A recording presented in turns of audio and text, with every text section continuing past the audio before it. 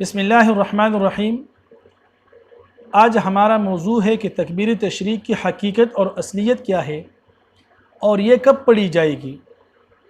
فقہائے کرام نے لکھا ہے کہ جب حضرت ابراہیم علیہ السلام اپنے پیارے بیٹے حضرت اسماعیل علیہ السلام کو اللہ تعالیٰ کے حکم سے ذبح کر رہے تھے تو اللہ تبارک و تعالیٰ نے حضرت جبرائیل علیہ السلام کو حکم دیا کہ جنت سے فدیہ لے کر حاضر ہو جا۔ جب جبرائیل علیہ السلام پہنچ گئے تو اس ڈر سے کہ کہیں حضرت ابراہیم علیہ السلام اسماعیل علیہ السلام کو ذبح نہ کر ڈالے، ان کے زبان سے یہ کلمات جاری ہوئے، اللہ اکبر اللہ اکبر۔ جب ابراہیم علیہ السلام نے یہ کلمات سنے تو بشارت سمجھ کر پکار اٹھے، لا الہ الا اللہ واللہ اکبر۔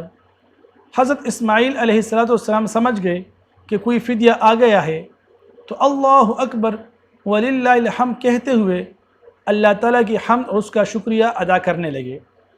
تو تکبیر تشریق کے کلمات یہ بن گئے، اللہ اکبر لا الہ الا اللہ واللہ اکبر وللہ الحمد۔ اب یہ تکبیر کب پڑھی جائے گی؟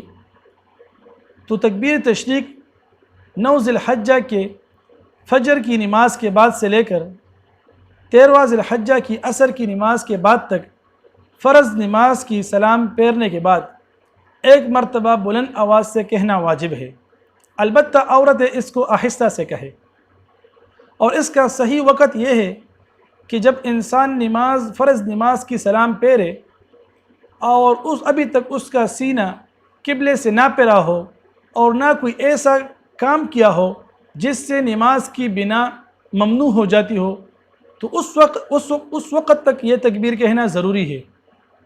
اگر کوئی شخص نماز کے سلام پھیرنے کے بعد بات کرے، کہا لگائے یا قصداً اپنے وضو کو توڑتا ہے تو پھر یہ تکبیر نہیں کہہ سکتا۔ اگر نماز کے سلام پھیرنے کے بعد وضو خود بخود ٹوٹ جائے تو پھر بھی یہ تکبیر کہے گا، کیونکہ اس کے لیے وضو شرط نہیں۔ پھر یہ تکبیرات تشریق امام، مقتدی، منفرد، مرد، عورت، مقیم، مسافر، گاؤں والوں، شہر والوں سب پر کہنا واجب ہے۔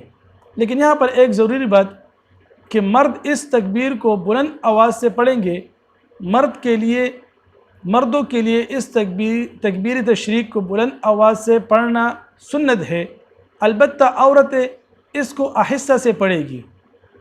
اگر ان ایام میں کسی سے کوئی نماز رہ جائے اور وہ اس نماز کی قضا انہی ایام میں ادا کر رہا ہو تو پھر بھی وہ یہ تکبیر کہے گا۔ مثلا 9 ذی الحجہ میں کوئی نماز رہ جائے اور وہ اس کی قضا 10 یا 11 یا 12 ذی الحجہ کو ادا کر رہا ہو تو پھر تکبیر پڑھے گا۔ اگر یہ ایام گزر جائے تو اس سے تکبیر ساکت ہو جائے گی۔ اس طرح کوئی شخص مسبوق ہو، جماعت میں شریک ہے مگر وہ مسبوق ہے، تو وہ اپنی رکعت پوری کرنے کے بعد اس تکبیر کو کہے گا۔ جزاکم اللہ خیرہ۔